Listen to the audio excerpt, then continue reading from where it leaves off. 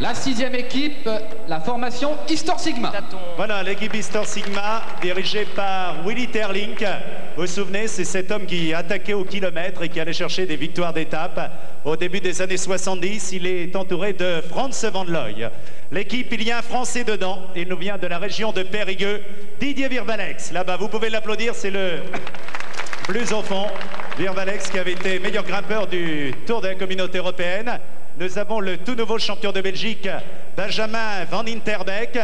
À ses côtés, le plus grand du peloton. Il est allemand, il mesure 1,96 m. Il s'agit de Remming Stumpf, triple vainqueur d'étape au Tour de Grande-Bretagne.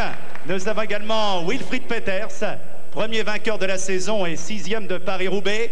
L'ancien champion du Danemark et ancien champion du monde junior, Søren Lilleholt, qui à un moment avait occupé la 2e place dans le Tour de France en 89.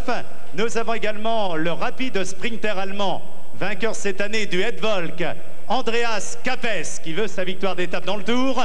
Nous avons Brian Holm, vainqueur de la classique normande, et ça ne s'invente pas, Paris-Camembert. Il était champion du Danemark l'année dernière.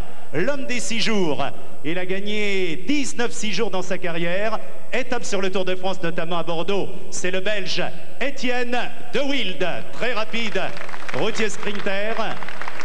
Et nous avons à la tête de cette équipe un homme qui est passé professionnel, comme tous les coureurs allemands et soviétiques, au début de l'année 90.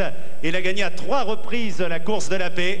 L'année dernière, sur les routes du Tour à Saint-Gervais-Mont-Blanc, il avait failli gagner. Il terminait 2e derrière Thierry Claverola, le talentueux coureur allemand Uwe Ampler, vainqueur d'étape sur Paris-Nice. Voilà l'équipe Histor Sigma.